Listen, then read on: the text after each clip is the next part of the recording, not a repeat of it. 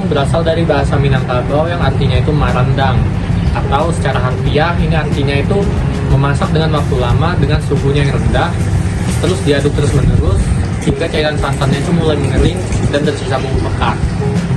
Jadi nama hidangan ini lebih merujuk ke proses pembuatannya itu yang perlu kesabaran.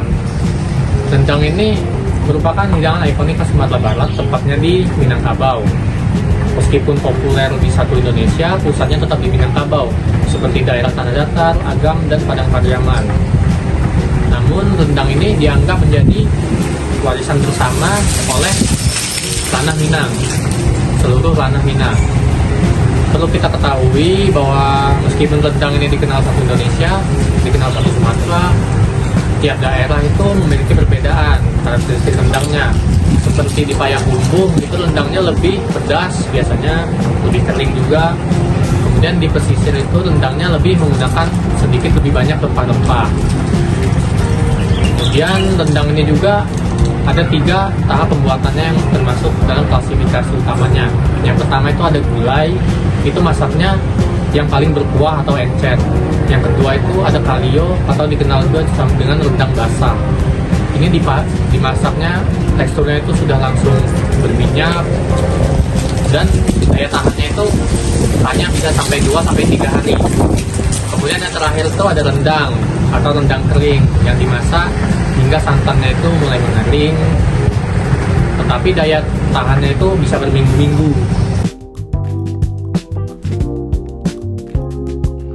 Sejarah rendang. Rendang adalah hidangan tradisional yang berasal dari Minangkabau, Sumatera Barat, yang sejak lama dibuat sebagai makanan tahan lama untuk mendukung budaya merantau orang-orang Minang. Proses memasaknya dilakukan dalam waktu yang sangat panjang sehingga santan berubah menjadi minyak dan rempah-rempah seperti jahe, kunyit, cabai, serta lengkuas berfungsi sebagai pengawet alami makanan yang membuat rendang mampu bertahan lama tanpa pendingin. Secara historis, rendang berkembang dari 3 tahap masakan, yaitu gulai yang masih berkuah banyak, kemudian berubah menjadi kalio yang kuahnya mengental berwarna coklat muda, dan akhirnya menjadi rendang ketika bumbunya benar-benar kering dan menempel pada daging. Dalam budaya Minang, rendang memiliki makna filosofis karena setiap bahan di dalamnya melambangkan unsur masyarakat, seperti pemimpin, ulama, dan rakyat. Berkat perantau Minang, rendang menyebar luas ke berbagai daerah di Indonesia dan mancanegara hingga mendapatkan pengakuan internasional sebagai salah satu makanan terenak di dunia dan menjadi ikon kuliner Indonesia. Rendang memiliki makna budaya dan konteks sosialnya. Rendang memiliki simbol sebagai perjalanan dan ketahanan karena berkaitan erat dengan budaya di Minangkabau, yaitu merantau. Karena dengan rendang yang dimasak lama hingga berjam-jam, itu bisa tahan lama sebagai bekal wajib di perjalanan. Dengan begitu, melambangkan kemandirian dan ketangguhan para perantau di luar sana yang jauh dari tempat kampung halamannya. Kemudian, rendang juga memegang posisi tinggi dalam kuliner di Minangkabau. Rendang disebut juga sebagai kepala samba atau induknya lauk-lauk. Rendang disajikan dalam acara adat besar seperti upacara adat pernikahan, kemudian pengangkatan gelar adat, dan hari-hari besar lainnya seperti Idul Fitri atau Idul Adha. Kemudian kehadiran rendang sebagai penghormatan tuan rumah kepada tamu serta kemakmuran dan tingginya hajat yang sedang diselenggarakan. Karena rendang juga sebagai menu utama pada acara-acara adat tertentu. Dengan begitu, jika tidak ada rendang dalam acara tersebut, kurang afdol dan rasanya kurang lengkap. Bahan-bahan rendang mewakili kesatuan 4 pilar dalam masyarakat adat Minangkabau yang dikenal dengan tungku tigo sajarangan yang memiliki makna 3 tungku seperapian ditambah 1. Setiap komponen utama, rendang memiliki makna filosofi yang dalam, seperti dagyang melambangkan niniak mama atau para pemimpin dan tetua adat yang dihormati karena kemakmuran yang dibawanya.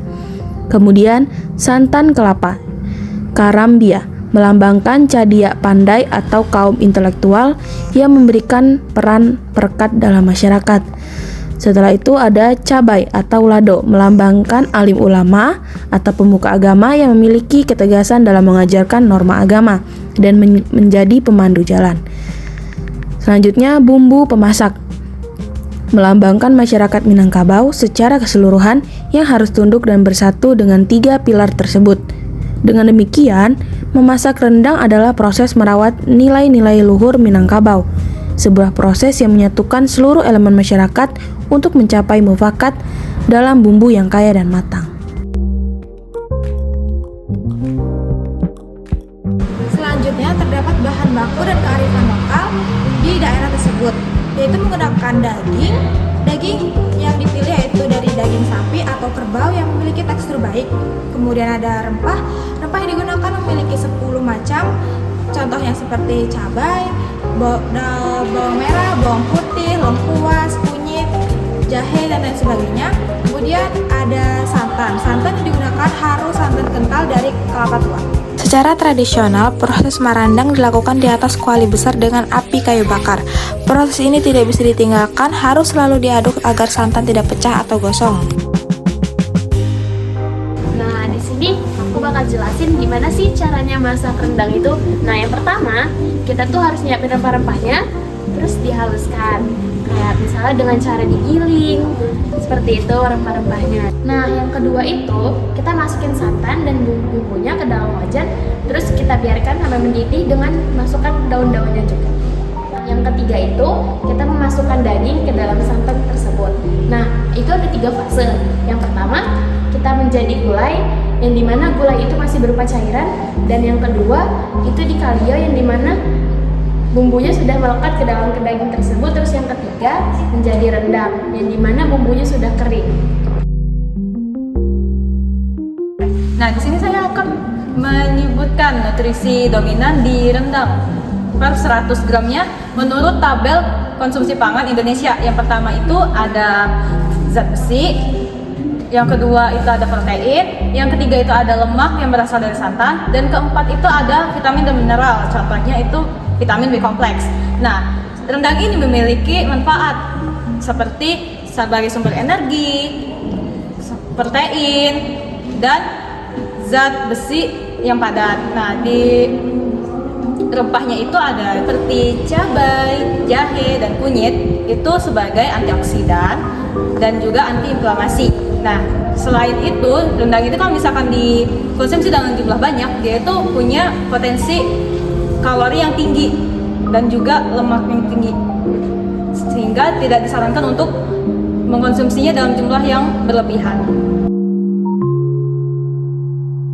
Rendang sendiri ini yang peran penting nih di pariwisata di Sumatera Barat, karena rendang sendiri sebagai duta kuliner Indonesia menarik wisatawan untuk datang untuk mencicipi rendang versi aslinya. Nah, wisatawan yang datang ini bakalan meningkatkan UMKM lokal sekitar, baik dari rumah makan, tempat oleh-oleh, tempat kerajinan, dan tempat wisata. Nah, rendang ini sendiri membuka peluang besar nih bagi UMKM, karena sekarang ada rendang kaleng dan bumbu rendang instan, yang dimana bisa dijual ke seluruh Indonesia dan keluar negeri loh. Jadi, rendang ini bukan hanya ikon kuliner loh, yang dimana rendang jadi penggerak ekonomi, mulai dari pariwisata hingga UMKM di Sumatera Barat.